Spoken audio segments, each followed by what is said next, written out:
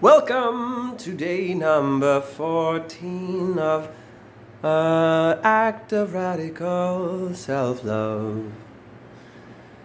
Have you ever thought that God is like white dude in the sky with the big white beard and the finger pointing, shame on you, motherfucker? I grew up with that. You know, you know that experience when people just tell you to shut up, be quiet, be a good boy.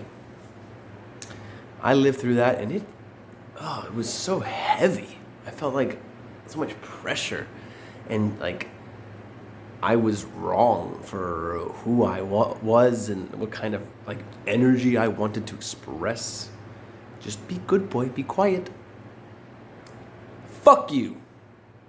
How fucking dare you do that to me?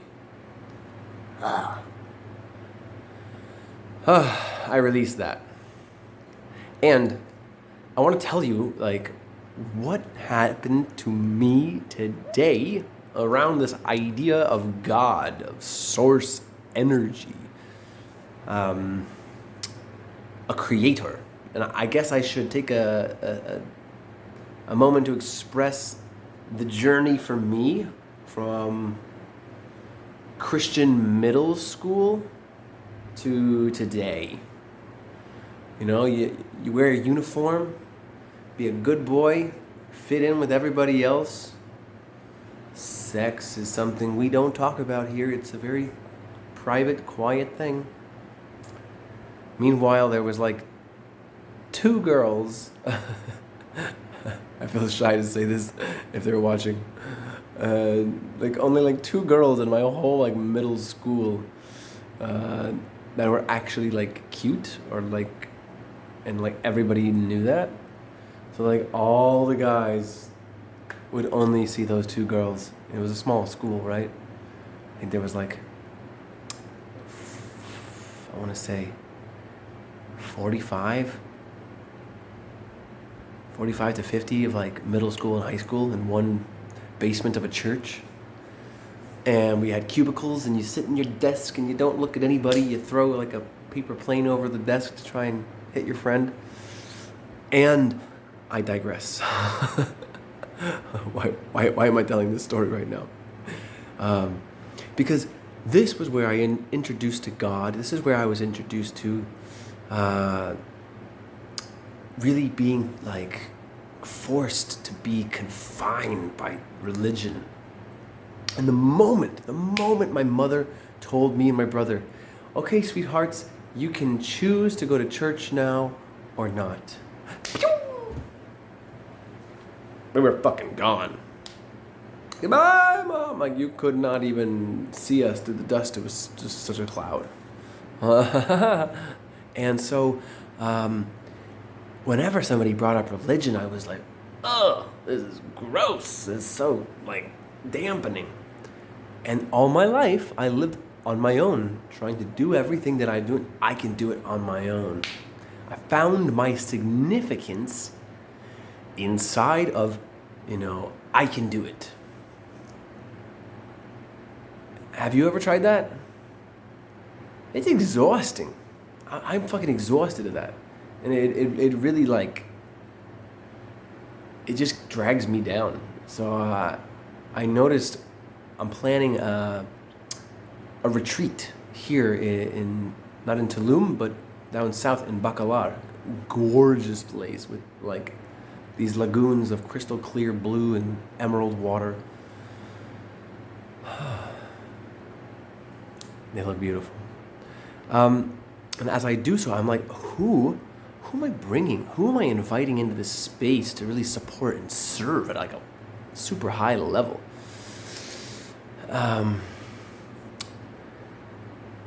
And I'm really good at serving people in the therapies and coaching that I know. However, marketing is something that I'm learning. How to really tell a good story, how to really take the wisdom that you know and package it so that who you can serve can get served at like a really like, life-altering way. So when I think, who am I inviting? I get stuck and I keep thinking and swirling my head around it. It's, who am I going to help? What can I think of? And it's so me, not about who can I be serving, that it forgets about having help. So in this group Men of Means, my brotherhood, I learned about prayer, incredible psych tech, to essentially communicate with some grander force, whether you want to call it God or like literally like the Force from the Jedi movies, Star Wars, the Jedi movies. I imagine some Star Wars place right now is like, that's not the name of the movies, you don't know.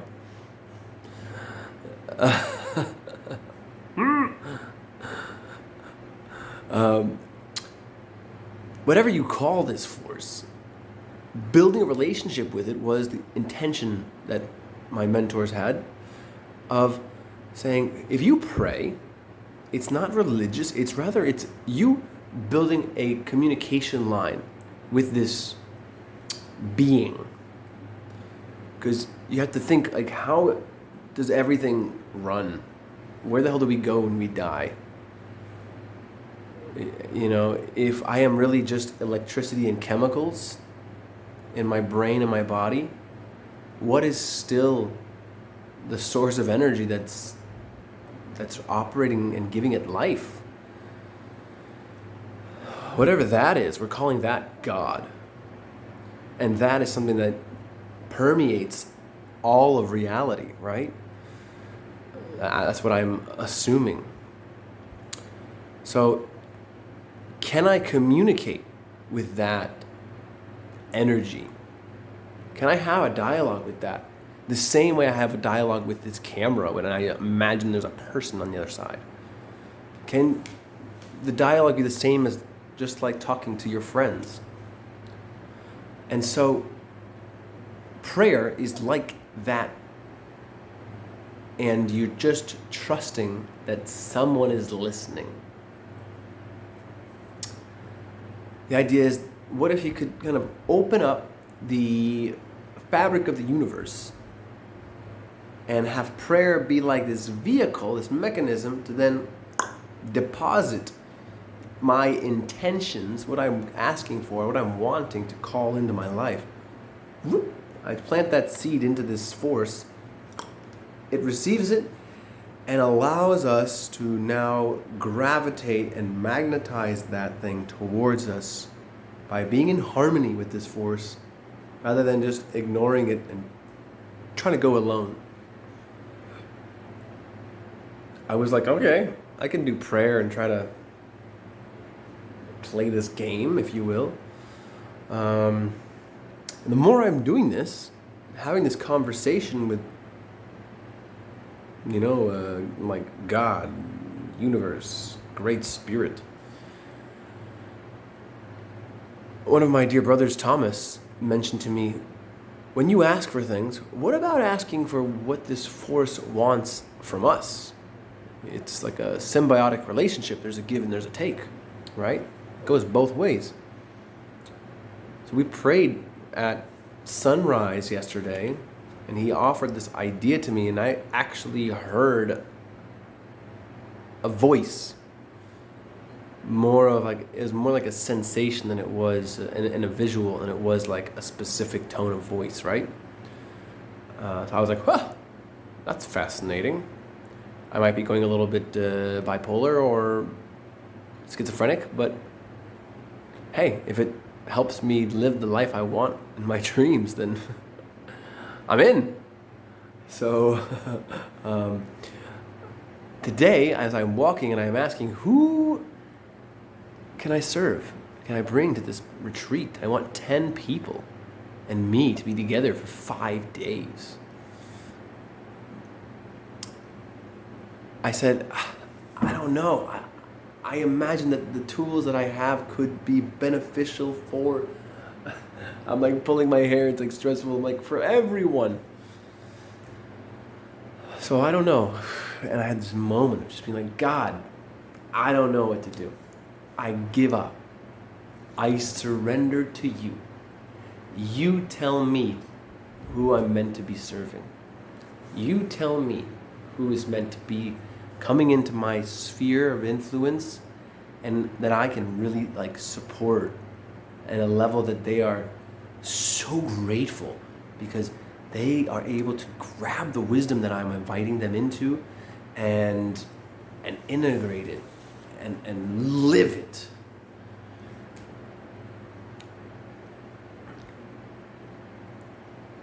The moment that I had that kind of sharing, I started to cry. And I could feel this force. And I believe that there is something greater than myself now. That is there listening, always with me, and just waiting for me to be like, okay, I'm ready to listen, I'm ready to take the advice, I'm ready to work with you. Be my best business partner ever. Yeah. I feel a little bit of shyness, but really excited about this, actually. Super grateful and a whole lot of love.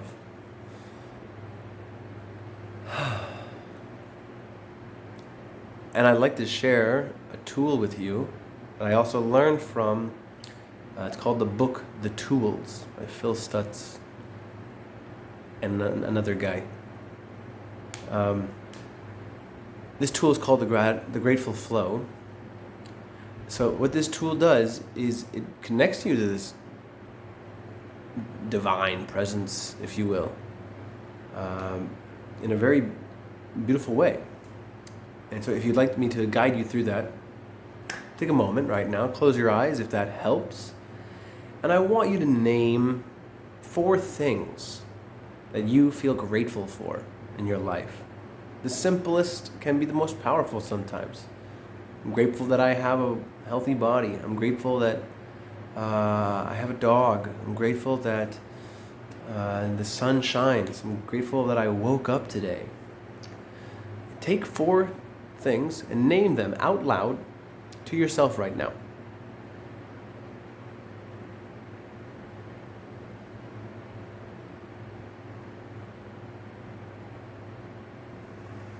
Okay? And now I want you to pay attention to the feeling in your body that you can sense. Usually there's like a warmth in your chest. Maybe just kind of like a fullness. And I want you to keep focusing on that feeling. And as you do, you can keep naming things you're grateful for. And instead of just saying the words, it's like you just get impulses of that feeling again and again. Let yourself feel that really strongly.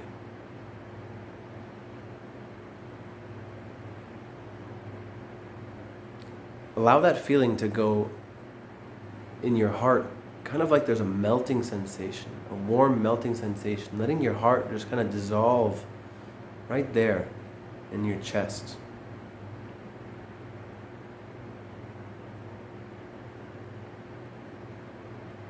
And as this feeling happens, I invite you to really sense some kind of overwhelming presence of love, unconditional love. A force greater than you. Feel the presence of that force within you, right there, in your center, in your chest. Supporting you completely. In every way.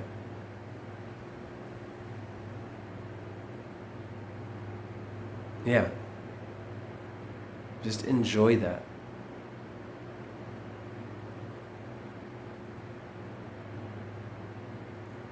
And I want you to enjoy that feeling and allow it to just continue to permeate throughout your entire being.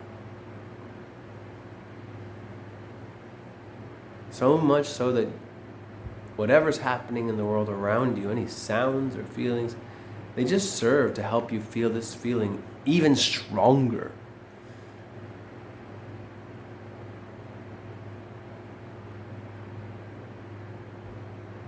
Good. When you're ready, open your eyes and come back to the area. And that's called the grateful flow.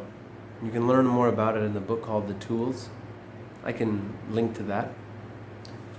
And yeah, that's some of the work that really helps us to just immediately change states. To feel gratitude is one of the most powerful ways to get back into a state of creativity and a sense of possibility. Like something can change. So if you're depressed, if you're sad, if you're, feeling down and out, this is some way for you, especially as you can just use the simple things to be grateful for. This is a great way for you to just quickly change your state and now feel resourceful and like there's some force there to help you. Is this information useful? Are you enjoying this? If so, say that in the comments. That way more people find this. I want to spread this message, and I really love sharing with you right now. So I imagine that if more people come towards this message, then I can share with more people. And I would love that. Wow, I feel really, really open from my heart in a way that I feel supported versus I'm doing this on my own. Oh, that's very comforting. Okay, I'm done now. See you tomorrow. One more thing. I forgot to answer or share my answer from God. People that would love to come to this retreat that I'm leading in Bacolod, I was immediately shown veterans, because I'm a veteran from the Marine Corps, and people that are recently out of relationships, and or you're just still not over it, and you're grieving or stuck in what do I do? Because that's where I was. So helping people that really want to stop running the loops of how do I get her or him back, and want to stop repeating the same pattern of attracting essentially the same person but with a different mask, right? A new partner, but it's the same person. We need to get clear on your boundaries that you set. We need to heal your addiction to dating your mom or your dad, or the opposite of them. We need to help you to speak your fucking truth so that people around you know what's really happening and what you really want. You want to learn how to say what you want instead of pretend this is what you want because you think it's what that person wants you to want. I know. So if that's you, or if you know somebody that's like that, then let's connect, and I would love to have you with us in Bacolod. By the way, do I want to share that? I guess is what I want to say. One more thing is, I guess another person that would love this is somebody who's always tense and super analytical and judgmental and skeptical about spirituality, because that was where I was. And it took a lot of people holding their ground in what they believed in to give me certainty that there is indeed that force, that another way of being is possible. And if you feel like you're a playful person, but you get a little bit shy, this will be really great for you, because essentially you're going to learn how to surrender into the flow, to trust that you'll know where to go at the end of whatever sentence starter I might give you in one of the games we play. So, if you want to have a whole new tool belt of ways to relate to people authentically and feel safe in your body, then you should come join us.